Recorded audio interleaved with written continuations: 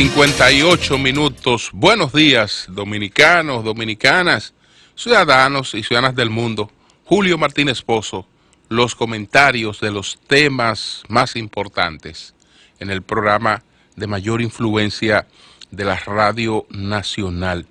En este jueves 21 de junio del año 2018, buenos días a todo el equipo del Sol de la Mañana. María Elena Núñez, Oli Matos, Anibel Carrosario, Pablo Maquine, Eury Cabral, José La Luz, Melton Pineda, Don Amaury Saibar, nuestros colegas de 5 a 7 de la mañana. Buenos días, Humberto Paniagua, buenos días, Andrés Martínez, Yuri Rodríguez, buenos días a Luis Ramírez, Daris Terrero, Joselito Félix. En Santiago de los Caballeros, Ramón Paulino, así late la ciudad corazón. Manuel González Manegonte, nuestro catedrático del sector agropecuario. Buenos días a Rafael Díaz, nuestro cronista deportivo. Helen Gil, nuestra productora. Sonia Patiño, nuestra coordinadora. Buenos días a Joa Bernal. Buenos días a todo el equipo y la teleaudiencia de Telefuturo Canal 23. Buenos días a todos y a todas. Don Amaury Saibar. El sol de la mañana, el sol de la mañana. Ayer, entre profesores, que son la mayoría, y estudiantes y empleados de la Universidad Autónoma de Santo Domingo, 2.867 personas estaban convocadas al claustro para la escogencia del nuevo rector o la nueva rectora de la Universidad Autónoma de Santo Domingo. 2.867. Se hizo el cierre de el proceso a las 6 de la tarde y anoche, 12 de la noche, pues la comisión electoral no había dado ninguna información sobre el proceso. Y la candidata puntera debió ella misma proclamarse como ganadora, la doctora Emma Polanco. Si establecemos una comparación, en Colombia estaban convocados a votar 37 millones de personas. Acudió a las urnas el 54% de los convocados a votar. A las 6 de la tarde se cerraron las urnas y a las 7:30 no quedaba dato por esperar. Todo se sabía de las elecciones colombianas. Y podría decirse ahora, no, porque ahora eran 2 personas nada más las que estaban, y eso es fácil. Lo propio pasó en la primera ronda con todos los candidatos que habían. Hora y media después, todo definido y todos los datos conocidos. 37 millones de personas votando. No acudieron los 37, pudieron acudir a votar cerca de 20 millones de personas, porque el candidato que quedó en primer lugar sacó 10 millones, el candidato con el que compitió sacó 8 millones, pero también el voto en blanco era una opción.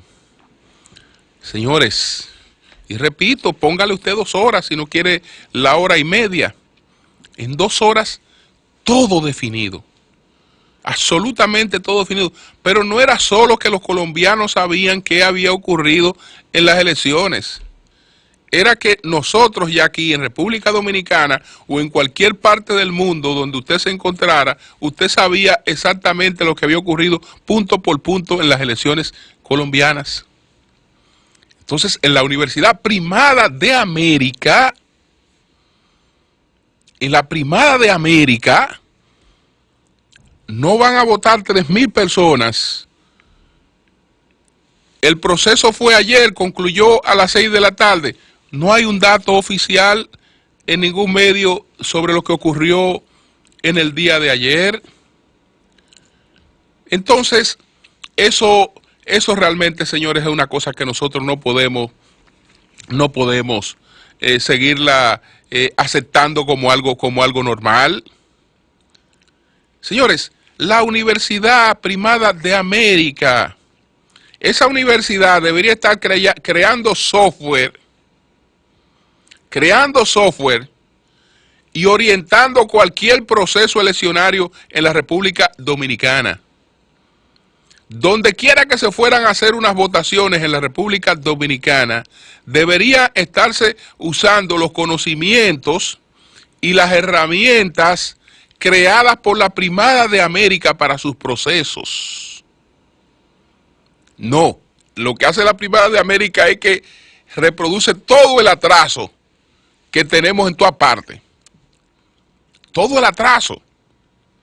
Entonces, desde luego que eso no. Eso demuestra cómo anda esa universidad y cómo anda el país. Y cómo anda el país, porque es una cuestión del país. El Partido Revolucionario Moderno,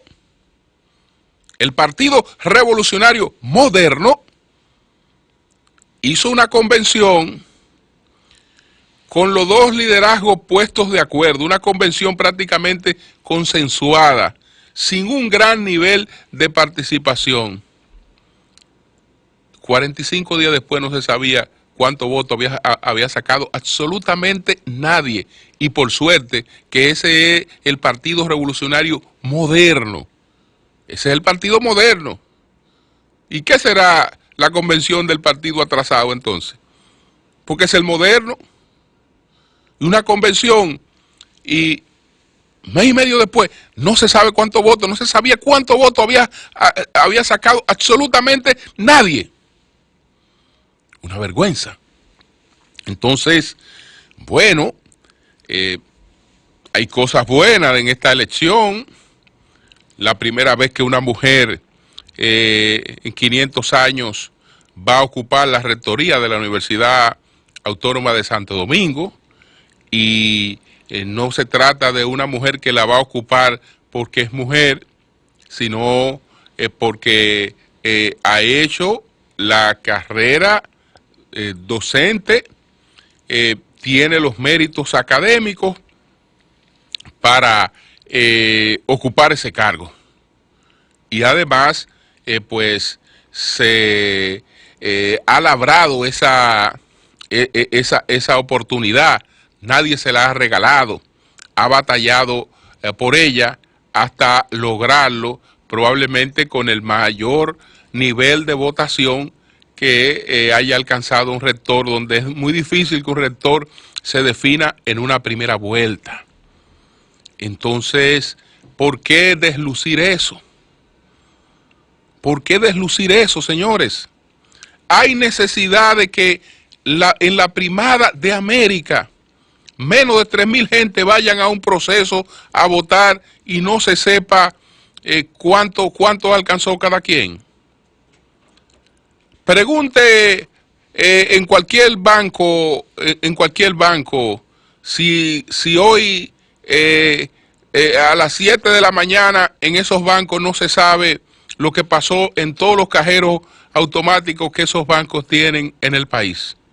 Pregúntense si no están los datos de las operaciones, que tal vez superan la cantidad de operaciones de los votos que estaban convocados en la Universidad Autónoma de Santo Domingo. Entonces, eso lo único que quiere decir es que y la tecnología y los mecanismos que hoy disponemos para que eso se defina, pero de manera sencillísima. De manera sencillísima, porque eso no es una cuestión que tiene ninguna complejidad como para este tipo de cosas. Entonces, dentro de la cuestión buena de que una mujer vaya a ser la rectora de la Universidad Autónoma de Santo Domingo, pues tener pendiente que ese modelo de universidad que tanto aportes le ha hecho a este país, que tanto aporte le ha hecho a este país, que ha sido un gran redistribuidor de riquezas, que ha contribuido grandemente con la movilidad social en este país, la Universidad Autónoma de Santo Domingo, que esa universidad con tantos méritos, con tantos aportes, ya tiene un modelo totalmente agotado. Y eso no desmerita sus aportes, pero el modelo es un modelo totalmente agotado. No es una universidad hoy que le está dando a la sociedad lo que la sociedad dominicana requiere, y ni siquiera le está redituando la inversión que la sociedad dominicana hace en ella. Le cuesta más en estos momentos al país que lo que le reditúa. Entonces ese modelo también tiene que entrar en una profunda reforma, porque los tiempos son otros, y esos tiempos están reclamando entonces otra universidad, a Maurice Aybar. El sol de la mañana. El sol de la mañana. La iglesia, pues, que en cada proceso ha tenido sus entes de movilidad, de salvación en cada momento. Es decir, la iglesia en cada momento, desde ella misma, ha dado las respuestas adecuadas que le han permitido ser una institución milenaria. Entonces, una de esas grandes respuestas, porque siempre tenemos más pendiente la de Lutero y la transformación que Lutero pues produjo, pero en la iglesia ha habido muchos transformadores, y dos de esos transformadores promovieron, en un momento que teníamos una iglesia por la Edad Media, que se había apartado totalmente de la pobreza, totalmente, y era una iglesia dedicada al poder, a amasar riquezas, etcétera, y estaba totalmente aislada de la población. En esa etapa en que la iglesia estaba pues en camino de instituirse en minoría, dos órdenes, conocidas como dos órdenes mendicantes, pues crearon un panorama totalmente distinto en la Iglesia Católica. Las órdenes mendicantes de Francisco de Asís y de Domingo de Guzmán. La de Domingo de Guzmán se dedicó más al plano académico, y por eso fundan las universidades, de la que origina aquí, por ejemplo, la Pucamaima en la República Dominicana. Esto parte de, digamos, la orientación de este grupo de Domingo de Guzmán, que se fue más por el plano de la educación. Francisco de Asís, entonces, fue un poco más espiritual, y su orden pues se dedicó a otro tipo de iglesia. Incluso creció mucho más la de Francisco de Asís que la de Domingo de Guzmán, y creció al extremo de que después Francisco no estuvo de acuerdo con de la orientación que estaba tomando su propia orden, y él renunció de la orden de los franciscanos. Y el fundador en vida de los franciscanos renunció de la orden de los franciscanos. Pero de la orden de los franciscanos derivan o derivaron otras órdenes. Por ejemplo, Francisco de Sales, uno de los grandes doctores de la iglesia, era un admirador de Francisco de Asís. Y él se inspiró en Francisco de Asís para su labor en teológica y pastoral en la iglesia católica, y es uno de los grandes sabios que ha tenido la iglesia católica. Por eso es considerado uno de los grandes doctores de la iglesia. La condición de doctor de la iglesia es una condición especial que no todo el mundo pues la tiene. El actual Papa Francisco no es un doctor de la iglesia. Sin embargo, el Papa anterior sí es considerado uno de los grandes doctores de la iglesia, el Papa Ratzinger, Benedicto XVI, uno de los grandes doctores de la iglesia. Pero bueno, el caso es que Francisco de Sales se inspira en Francisco de Asís, pero Don Bosco se inspira entonces en Francisco de Sales para fundar la orden que se conoce a sí mismo, los salesianos de Don Bosco, que ese es el nombre de la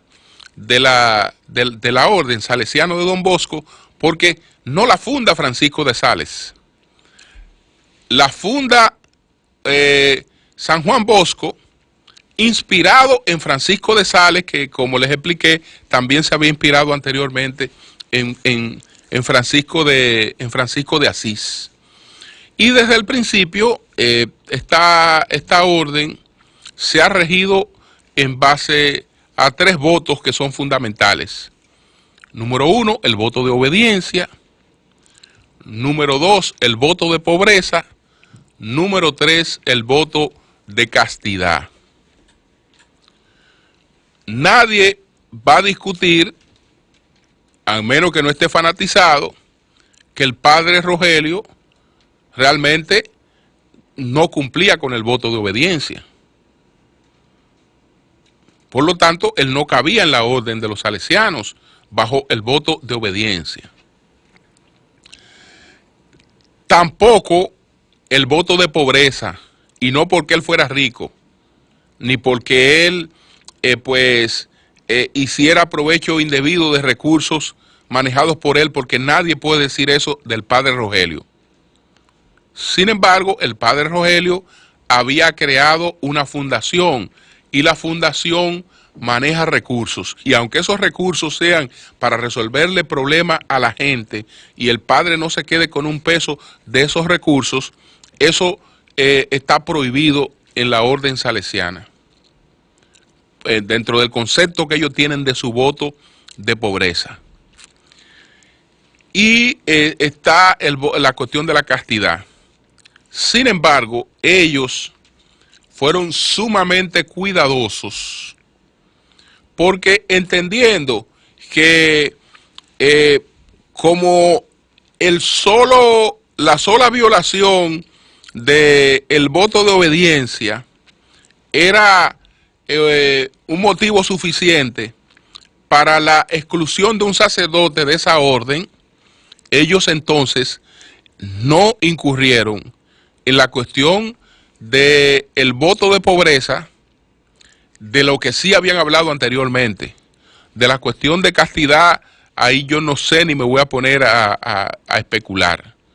Pero sí ellos habían hablado también de la cuestión esta de pobreza, pero no se limitaron a tomar su medida en función de la violación del voto de obediencia. Hay gente que está hablando que el padre Rogelio fue expulsado como sacerdote. Él no fue expulsado como sacerdote. La condición de sacerdote, los salesianos no se la pueden no lo pueden despojar de esa condición. Rogelio sigue siendo sacerdote. Rogelio puede ser admitido por otra orden, o Rogelio puede entonces convertirse en un sacerdote diocesano. Esto es que va y se pone bajo la disciplina de un obispo, porque los sacerdotes diocesanos están bajo la disciplina de un obispo. Lo que nadie puede estar es suelto y actuando en función de lo que usted quiera.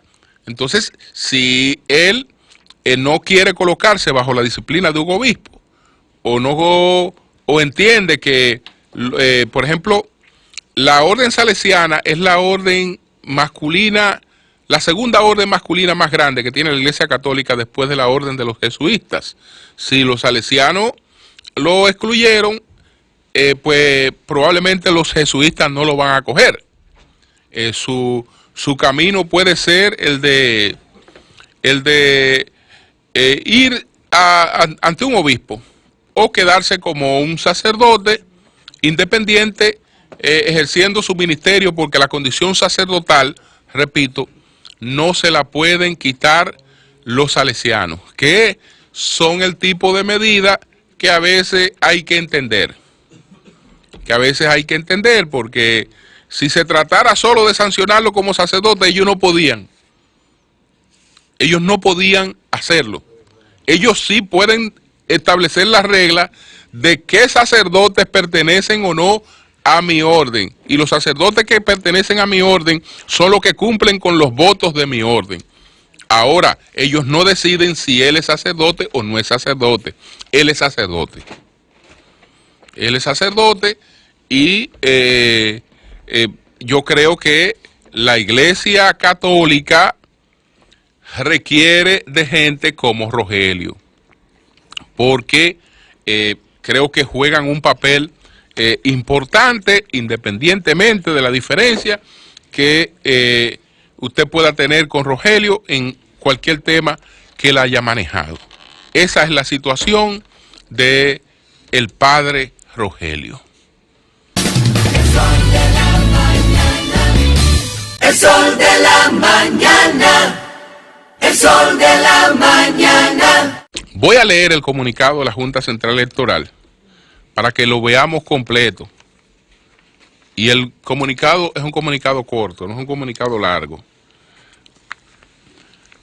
El Pleno de la Junta Central Electoral decidió en la sesión administrativa celebrada el 20 de junio del año 2018, acta número 12/2018, en virtud de las competencias atribuidas en el artículo 112 de la Constitución de la República y leyes vigentes, combinar a todos los ciudadanos y dirigentes de los partidos políticos nacionales con pretensiones de ser candidatos a posiciones electivas en las elecciones generales que serán celebradas en meses de febrero y mayo del 2020, a suspender en un plazo de 5 días, contados a partir de la presente publicación, todas las actividades proselitistas que incluyan movilización de personas en vía pública, ya sea mediante caminatas o marchas y caravanas en vehículos de motor, despliegue de propaganda en medios de comunicación, utilización de vallas con imágenes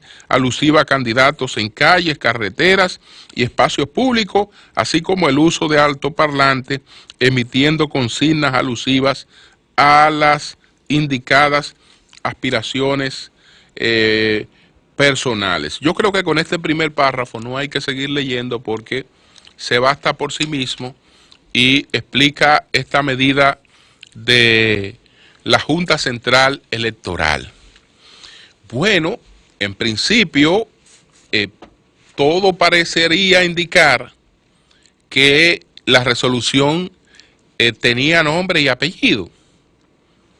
Doctor Leonel Fernández, porque es el líder político que ha estado encabezando actividades abiertas. Y entonces las reacciones inmediatas de los seguidores del doctor Leonel Fernández han sido tomar esto como un intento de frenar el empuje de la candidatura del doctor Leonel Fernández.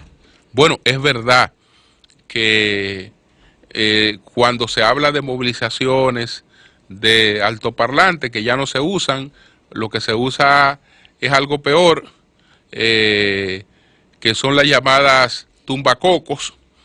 Entonces, cuando se está aludiendo a ese tipo de cosas, es evidente que esa parte le toca al doctor Leonel Fernández.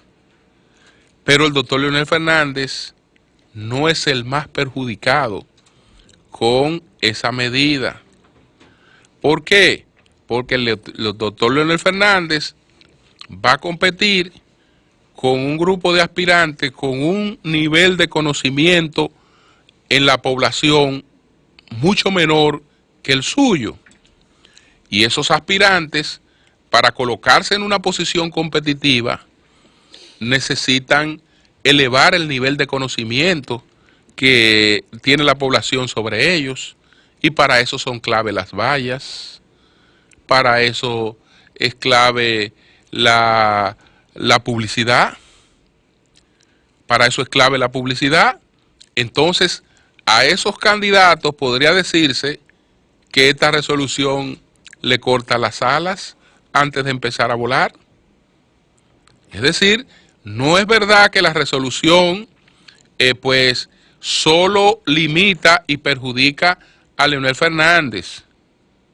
La resolución perjudica también a los otros aspirantes, y a los otros aspirantes en la medida en que son mucho menos conocidos que el doctor Leonel Fernández, les perjudica más. Porque Leonel Fernández no necesita valla. Leonel Fernández puede estar dando sus demostraciones de fuerza, enseñando músculo, pero tampoco requiere de eso, porque el peso de su liderazgo es una cuestión conocida, tanto en lo que tiene que ver con su liderazgo como lo que tiene que ver con la tasa de aprobación o la tasa de rechazo, son conocidas. Entonces, eso tiene, esa medida, pues en ese sentido, los afecta a todos. Y creo que a los otros aspirantes, más que al doctor Leonel Fernández, que también le afecta. Veamos otro aspecto. ¿Por qué el doctor Leonel Fernández hace la actividad en los Alcarrizos? El doctor Leonel Fernández hace la actividad en los Alcarrizos porque después de la actividad de Capotillo se produce lo de Félix Bautista, que ya vimos con lo que planteó Félix en El Sol de la Mañana, que esa no era una medida reciente, solo que se escogió el momento de darla a conocer, porque estábamos a mediados del 2018 y esa medida data de la última acción contra algún familiar de Félix, data del año 2017. Sí, esa medida no se había adoptado en ese momento, pero sí se dio a conocer en ese momento, y esto inmediatamente se ha leído como una respuesta a la actividad pública que hizo Leonel Fernández. ¿Qué hace Leonel Fernández? Yo no puedo, y lo haría cualquier estratega, y lo pensaría su equipo, nosotros no podemos quedarnos con ese golpe. Es decir, nosotros no podemos pues dejar ahora la percepción de que esto nos afectó y que esto nos ha frenado nuestras actividades. No, entonces, ¿cuál era la respuesta política? La respuesta política era hacer otra con más fuerza. Es decir, para demostrar que eso pues no había surtido efecto en esas aspiraciones. Entonces, se produce lo de los Alcarrizos, Y la otra respuesta, entonces, viene con este comunicado. Viene con este comunicado.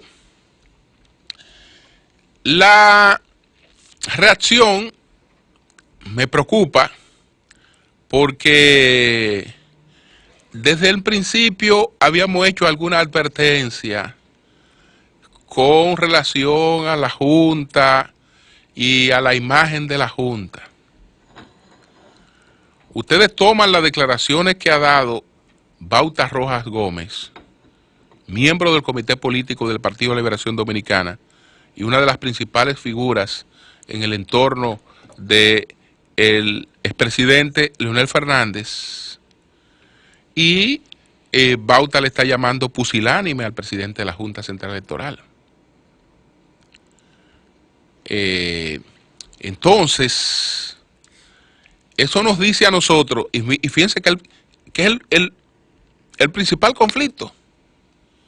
Es la principal medida, la única medida, la primera medida que toma la Junta Central Electoral. Y fíjese qué tipo de respuestas se producen. Y es una medida que, como está demostrado ahí, afecta y mucho a los otros. Le da duro para usted colocar, para usted colocar una valla. Vaya a ver qué cuesta una valla. Vaya a ver qué cuesta una valla. Ahora usted tiene un plazo de 5 días para desmontar esa valla. Ven, acá hay mi inversión. Y mi inversión, entonces, etcétera, es un golpe. Pero la forma de reaccionar nos indica que vamos a tener que prepararnos para conflictos serios en relación con la Junta Central Electoral y la imagen que la Junta Central Electoral ha proyectado. Porque como ha tenido tantas pifias, entonces esas pifias han mermado mucho su autoridad. Y lamentablemente usted ve declaraciones como esta que desbordan la naturaleza de este conflicto. En sentido general, ya finalmente, ¿es positivo o negativo lo que ha hecho la Junta? Bueno, yo creo que el editorial del periódico Diario Libre con relación a este tema, es importante el editorial del periódico Diario Libre con relación a este tema, porque apoya la medida, dice que la medida que se requería algo de orden en lo que tiene que ver con